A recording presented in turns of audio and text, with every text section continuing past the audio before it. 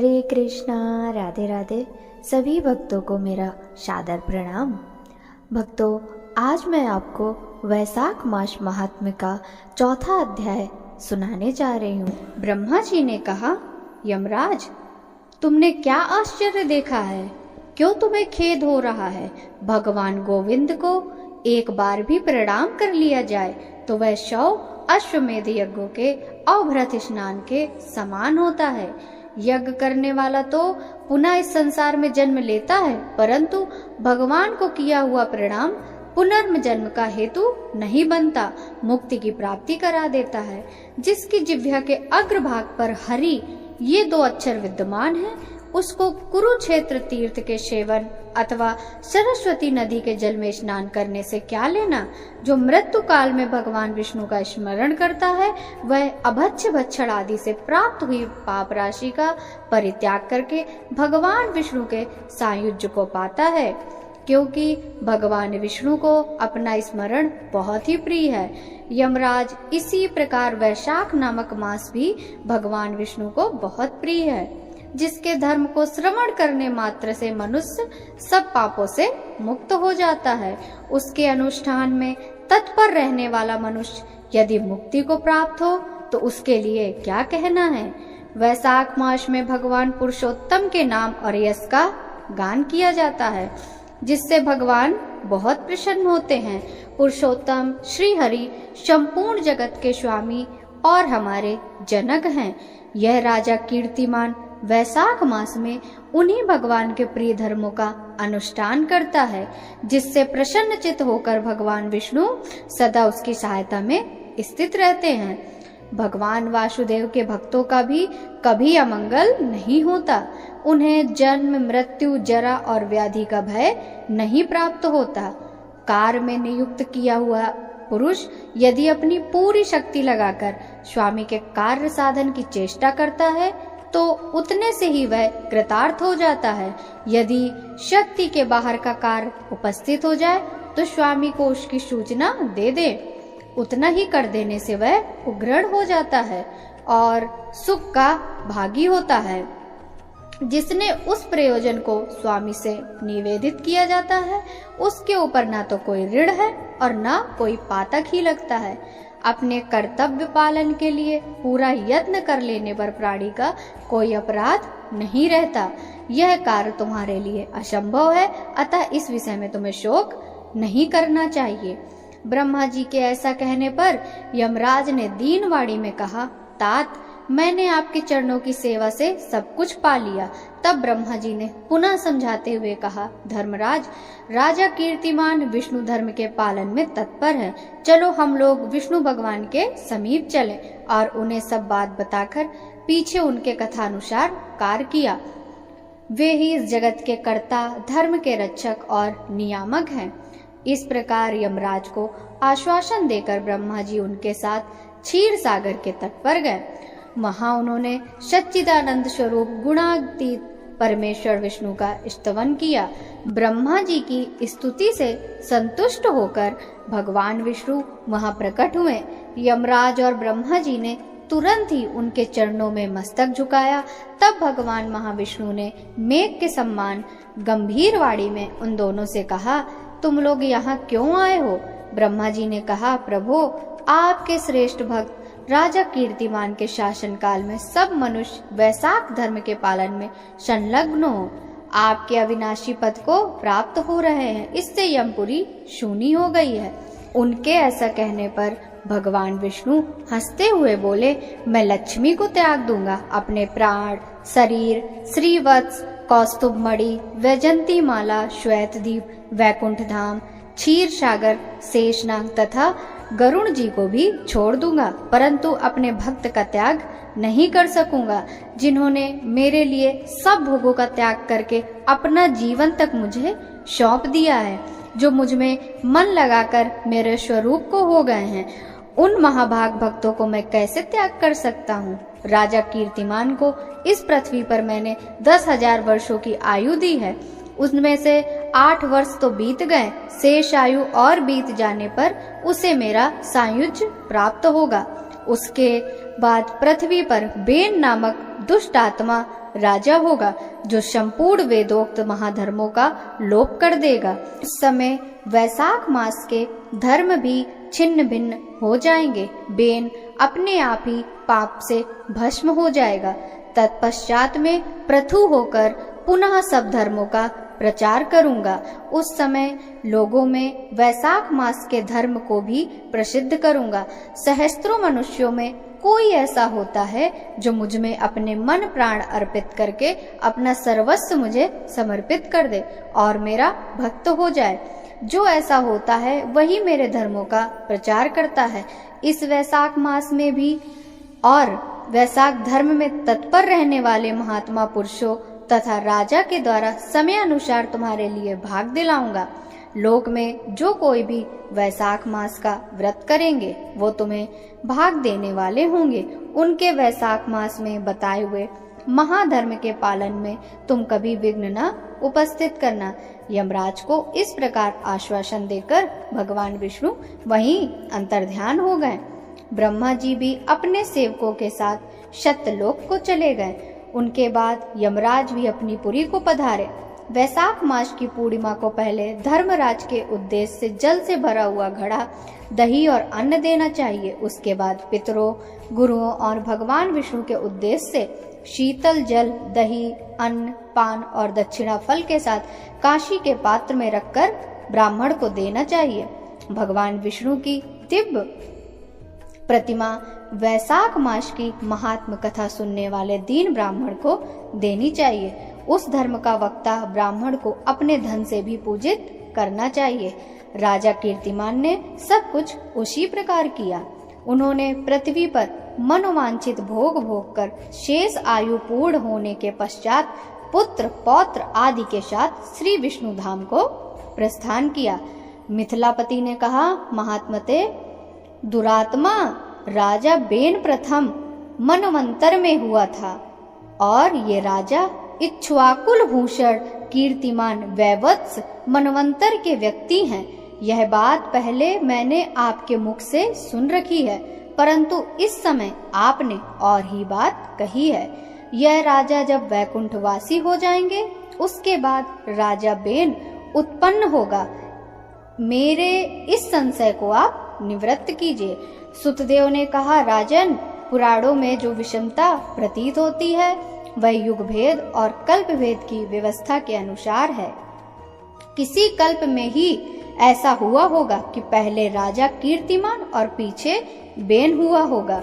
इसलिए कही कथा में समय की विपरीतता देखकर उसके अप्रामाणिक होने की आशंका नहीं करनी चाहिए। देव जी बोले, मेष राशि में सूर्य के स्थित रहने पर जो वैशाख मास में प्रातःकाल स्नान करता है और भगवान विष्णु की पूजा करके इस कथा को सुनता है वह सब पापों से मुक्त हो भगवान विष्णु के परम धाम को प्राप्त होता है। इस विषय में एक प्राचीन इतिहास कहते हैं, जो सब पापों का नाशक, पवित्र कारक, धर्मानुकूल, वंदनीय और पुरातन है। गोदावरी के तट पर शुभ ब्रह्मेश्वर क्षेत्र में महर्षि दुर्वासा के 2 शिष्य रहते थे, जो परमहंस, ब्रह्मनिष्ठ, उपदेश विद्या में परिनिष्ठित और इच्छा रहित थे। वे भिक्षा मात्र भोजन करते और पुण्यमय जीवन बिताते हुए एक गुफा में निवास करते थे। उनमें से एक का नाम था सत्यनिष्ठ और दूसरे का नाम था तपोनिष्ठ। वे इन्हीं नामों से तीनों लोकों में विख्यात थे। सत्यनिष्ठ सदा भगवान विष्णु की कथा में तत्पर रहते थे। जब कोई श्रोता अथवा वक्ता ना होता तब वे अपने नित्य कर्म की क्रिया करते थे। यदि कोई श्रोता उपस्थित होता तो उसे निरंतर वे भगवत कथा सुनाते और यदि कोई कथावाचक भगवान विष्णु की कल्याणमयी पवित्र कथा कहता तो वे अपने सब कर्मों को समेटकर श्रवण में तत्पर हो तथा उस कथा को सुनने लगते थे। वे अत्यंत दूर के तीर्थों और देव मंदिरों को छोड़कर तथा कथा विरोधी कर्मों का परित्याग करके भगवान की दिव्य कथा सुनते और श्रोताओं को स्वयं भी सुनाते थे। कथा समाप्त होने पर सत्यनिष्ठ अपना शेष कार्य पूरा करते थे। कथा सुनने वाले पुरुष को जन्म मृत्यु में संसार बंधन की प्राप्ति नहीं होती, उसके अंतःकरण की शुद्धि होती है। भगवान विष्णु में जो अनुराग की कमी है वह दूर हो जाती है और उनके प्रति गाढ़ अनुराग होता है। साथ ही साधु पुरुषों के प्रति सौहार्द बढ़ता है। रजोगुण रहित गुणातीत परमात्मा शीघ्र ही हृदय में स्थित हो जाते हैं। श्रवण से ज्ञान पाकर मनुष्य भगवत चिंतन में समर्थ होता है। श्रवण, ध्यान और मनन यह वेदों में अनेक प्रकार से बताया गया है। जहाँ भगवान विष्णु की कथा नहीं होती वहाँ साधु पुरुष नहीं रहते। वह स्थान साक्षात गंगा तट ही क्यों न हो, निसंदेह त्याग देने योग्य है। जिस देश में तुलसी नहीं अथवा भगवान विष्णु का मंदिर नहीं, ऐसा स्थान निवास करने योग्य नहीं है। यह निश्चय कर मुनिवर सत्यनिष्ठ सदा भगवान विष्णु की कथा और चिंतन में संलग्न रहते थे। दुर्वासा का दूसरा शिष्य तपोनिष्ठ दुराग्रह पूर्वक कर्मों में तत्पर रहता था। वह भगवान की कथा छोड़कर अपना कर्म पूरा करने के लिए इधर उधर हट जाता था। कथा की अवहेलना से उसे बड़ा कष्ट उठाना पड़ा। अंत गोत्वा कथा परायण सत्यनिष्ठ ने उनका संकट से उद्धार किया। जहाँ लोगों के पाप का नाश करने वाली भगवान विष्णु की पवित्र कथा होती है, वहाँ सब तीर्थ और अनेक प्रकार के क्षेत्र स्थित रहते हैं। जहाँ विष्णु कथा रूपी पुण्यमयी नदी बहती रहती है, उस देश में निवास करने वालों की मुक्ति उनके हाथ में ही है। पूर्व काल में पंचाल देश में पुरेशा नामक एक राजा थे, जो पुण्यशील एवं बुद्धिमान राजा भूरियशा के पुत्र थे। पिता के मरने पर पुरुयशा राज सिंहासन पर बैठे। वे धर्म की अभिलाषा रखने वाले, सूरता, उदारता आदि गुणों से संपन्न और धनुर्वेद में प्रवीण थे। उन महामती नरेश ने अपने धर्म के अनुसार पृथ्वी का पालन किया। कुछ काल के पश्चात राजा का धन नष्ट हो गया। हाथी और घोड़े बड़े बड़े रोगों से पीड़ित होकर मर गए। उनके राज्य में ऐसा भारी अकाल पड़ा जो मनुष्य का अत्यंत विनाश करने वाला था। पांचाल नरेश राजा पुरेशों को निर्बल जानकर उनके शत्रुओं ने आक्रमण किया और युद्ध में उनको जीत लिया। तदंतर पराजित हुए राजा ने अपनी पत्नी सीखड़ी के साथ पर्वत की कंदरा में प्रवेश किया। साथ में दासी आदि सेवक गण भी थे।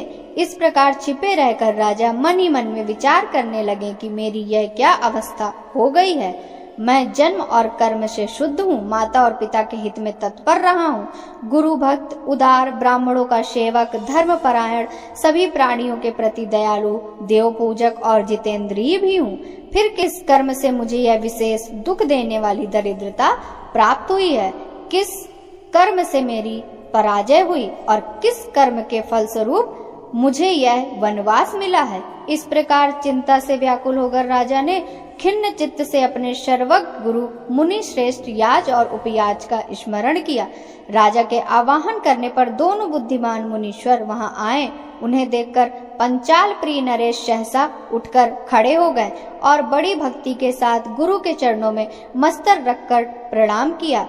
फिर वन में पैदा होने वाली शुभ सामग्रियों के द्वारा उन्होंने उन दोनों का पूजन किया और विनीत भाव से पूछा, विप्रवरो, मैं गुरु चरणों में भक्ति रखने वाला हूँ।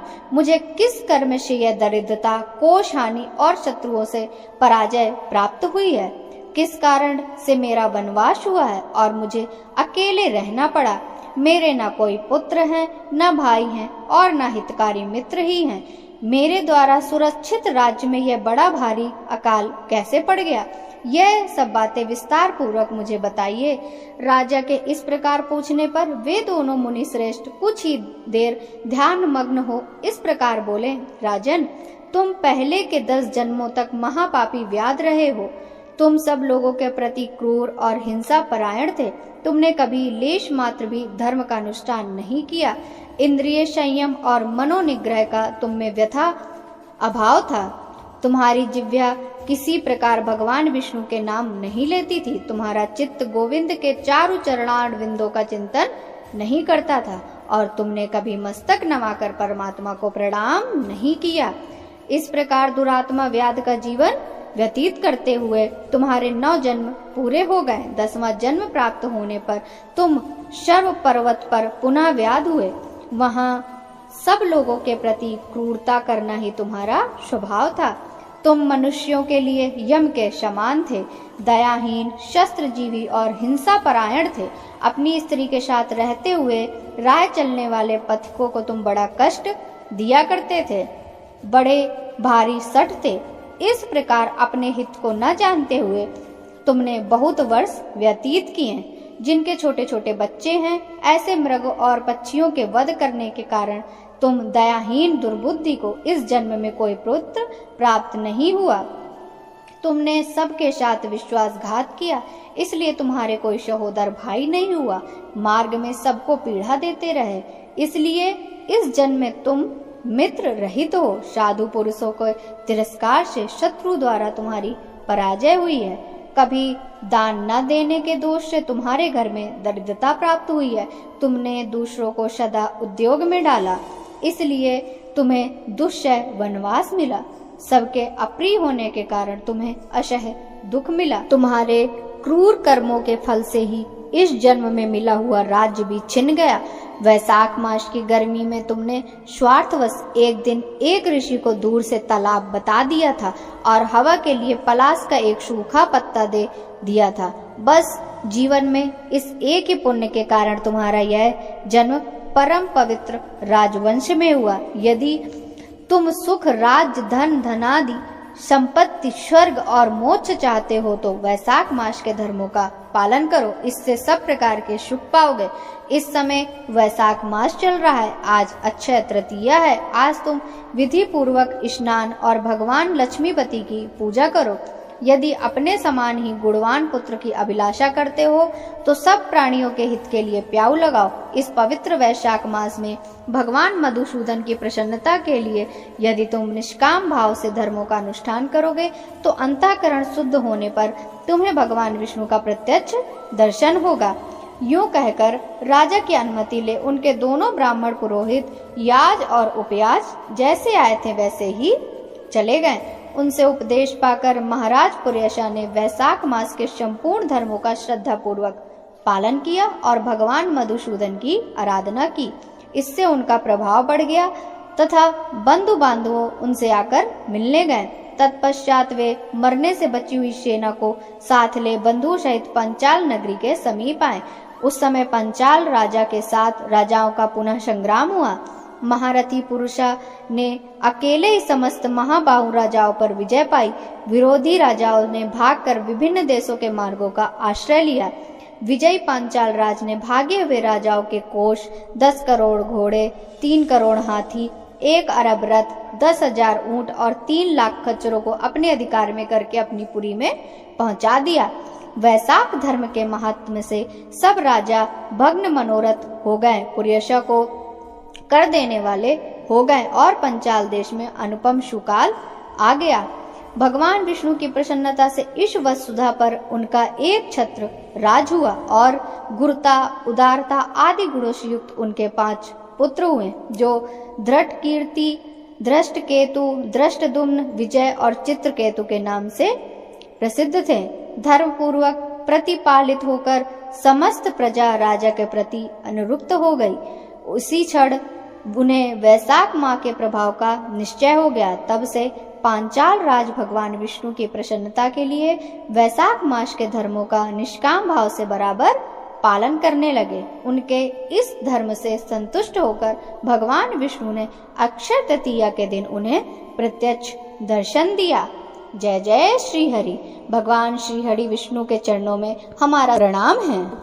आपको वैशाख मास की यह कथा अच्छी लगी हो तो इस वीडियो को लाइक कीजिए, साथ ही साथ इस वीडियो को भक्तों के साथ शेयर कीजिए और कमेंट बॉक्स में जय जय श्री हरि लिखना बिल्कुल ना भूलें। मिलते हैं आपसे वैशाख मास की अगले अध्याय के साथ। तब तक सभी भक्तों को जय श्री राधे राधे।